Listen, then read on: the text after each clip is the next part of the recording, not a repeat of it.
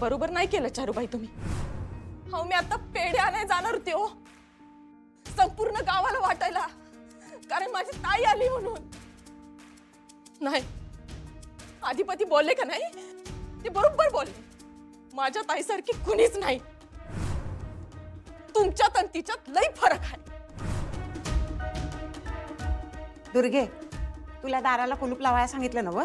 तोंडाला बी कुलूप लाव. या खोलीला कुलूप लावायला सांगितलं ना व? चल देते मी तुला. चांचे तू बी चल.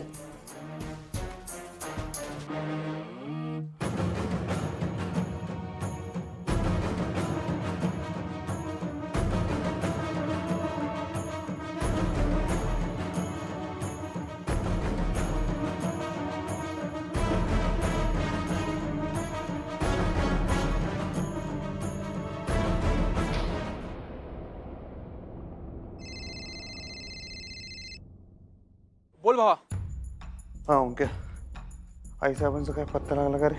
भावा आपली सगळी माणसं शोधतायत त्यांना, पण त्यांचा पत्ताच लागत नाहीये. किती वेळ हेच ऐकून आहेस रे तुम्हाला? कंटाळा आला मला हे ऐकून ओंक्या. आता अख्खं जग कामाला लाव, पण आता आईसाहेब सापडल्या पाहिजे. आता लई झालं बघ ओंक्या. आता हीच उत्तर ऐकायची नाहीत मला. आता वैताग आलाय बघ मला तो ओंक्या. भावा पण मी जे आहे तेच तुला सांगतोय ना. म्हणजे आहे ती बदल कर, काय करायचं ते. आईसाहेब पाहिजेत मला. ठेव. थांब अधिपती. ओ मला बोलायचं नाही तुमच्या. अधिपती मला माफी मागायची आहे तुझी.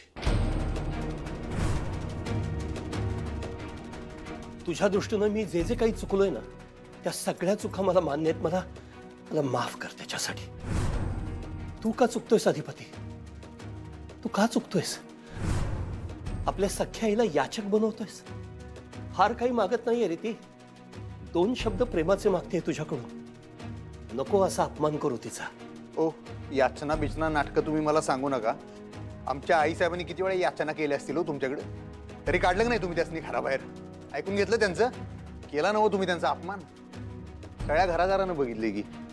काय दोष होता आमच्या आईसाहेबांचा सांगा बरं? कशाची शिक्षा दिली त्यासनी? जीवच लावला होता ना त्यांनी बी तुम्हासनी. त्याच्या बदल्यात त्यांच्या जीवाला होईल तेवढा त्रासच दिलाय तुम्ही, बाकी काय केलेलं नाही. आणि मी जेव्हा इथं नव्हतो तेव्हा तुम्ही डाव साधला आणि त्यासनी बाहेर काढलं. आई, हे बघा, तुम्ही रागवणार नसाल तर मी एक सांगू?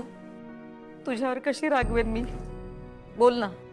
तुम्ही का भुवनेश्वरी मॅडमचं रूप घेतलं आज? का असं केलं ताई? तुम्ही जशा आहात तशा छान आहात. नका ना बदलू स्वतःला प्लीज. आता अधिपती रागात तुम्हाला बरंच काय काय बोलले, त्यांच्या वतीनं मी माफी मागते तुमची, पण त्यांचा हा मुद्दा मला पटला आई. अहो तुम्ही भुवनेश्वरी मॅडमचा वेश करून त्यांच्याकडून आईचा मान मिळवण्याचा प्रयत्न करताय. हे चुकीचं आहे. चुकीचं आहे हे आई. प्लीज असं नका करू. तुला काय वाटतं अक्षरा, मला आवडलं असेल हा असा वेश परिधान करताना, अशी भुवनेश्वरी बनताना? पण मला ना फक्त एकदा त्याच्या तोंडून आई हा शब्द ऐकायचा होता ग, म्हणून मी हे केलं. मुलासाठी आई काही करू शकते, मी तर फक्त वेश बदललाय. पण मग मिळालं का तुम्हाला जे हवं होतं ते? मग का असं केलं ताई? अशानं तुम्ही अधिपतींपासून दूर जाल आणि अधिपती तुमच्यापासून दूर जातील. मी आधीही तुम्हाला सांगितलं नाही, तुम्हाला जे हवंय ते तुम्हाला मिळेल. एक ना एक दिवस अधिपती तुमचा आई म्हणून स्वीकार करतील. फक्त त्यांना थोडासा वेळ द्या आणि मग बघा तुम्हालाही तुमचं ह्या घरातलं स्थान मिळेल.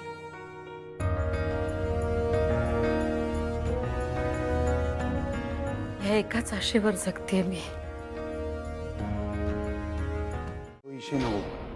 तुम्ही असं काय करताय अधिपती? हेच चुकतंय तुमचं. आम्हाला सगळ्यांना माहितीये भुवनेश्वरी मॅडमचं तुमच्या मनात काय स्थान आहे, आणि त्यांची जागा नाही घ्यायची आहे चारुलता मॅडमना. त्या तसं म्हणतही नाहीयेत. पण एक आई म्हणून त्यांनी तुम्हाला जन्म दिलाय, म्हणून तुम्ही त्यांना स्वीकारा तरी. थोडंसं प्रेमाने वागा, त्यांच्याशी मायेने वागा. एवढं जरी केलं ना तरी सगळं ठीक होईल. तुम्ही बी आता त्या 4 वर्ष सूर्यवंशीने बोलायला का? ते बी अशीच भाषा बोलतात. दोन्हीकडनं बोलायचं काय? मी काय वाईट केलंय त्यांचं सांगा बरं? हा काय हाडतूड केलंय का? काय बोललोय का? काय म्हणलंय? मी काही सुद्धा म्हणलेलं नाही त्याच. त्याच बोलायला येतात माझ्या संग. उलट त्यांनी समजून घेतलं पाहिजे मला, मी समजून घेण्यापेक्षा. असं कसं होईल? एक दिवशी आयुष्यात तुम्ही उठून येणार आणि मला आई म्हणावं. अरे असं कसं आई म्हणा? होणार नाही ते. साधी गोष्ट आहे, आपलंच उदाहरण बघावं. म्हणजे म्हणजे आपल्या लग्नानंतर बी तुम्ही मला सांगितलं होतं की तुमचं काय बाबा माझ्यावर प्रेम नाही. त्याच्यानंतर मी जर रोज टुमणं लावलं असतं तुमच्या मागं की माझ्यावर प्रेमच करा, मला स्वीकारा आणि मला नवराच म्हणा, तर काय झालं असतं विचार करा. मी ते केलं का? नाही. मी ते स्वीकारलं, मी ते तुमच्यावर लादत नाही बसू. असं असते काय कुठं? मी वेळ दिला ना तुम्हाला. आधी गोष्ट कळायला पाहिजे. आता ह्या आमासने आई म्हणून मागच लागल्या तर कसं करणार? ते काय होणार नाही. नाही नाही, बरोबर आहे तुमचं, पण काय पण जी बाई मी आयुष्यात कधी तिला भेटलो नाही का, ओळखत नाही, कधी बघितले नाही, अचानक समोर आले आणि म्हणते मला आई म्हणा. आता तुम्ही साधा विचार करा, मी किती वेगवेगळ्या पद्धतीने प्रयत्न केले माझं प्रेम तुमच्याकडे व्यक्त करायचे, पण तुम्हाला ते जमलं? लगेच तुम्ही स्वीकारलं ते? नाही, तसं होत नाही. मग मी काय लगेच काय रुसून बसलोय तुमच्यावर? अहो, बरोबर आहे, सगळं बरोबर आहे तुमचं अधिपती. मी आईंनाही तेच सांगत असते की तुम्हाला थोडासा वेळ द्यावा लागणार आहे. बरोबर आहे तुमचं, पण असं जरी असलं तरी पण बिन पास झालं तुमचं. तुम्हाला जी गोष्ट कळली ती त्याच निकाल कळणं झाले मग. आणि त्यांनी जर मला वेळ दिला नाही ना तर त्यांच्या हातून वेळ निघून जाईल, एवढं लक्षात ठेवा मला. त्यासनी जी गोष्ट हवी ती त्यासनी जन्मात मिळणार नाही, त्यामुळे त्यांना मला वेळ द्यावाच लागेल.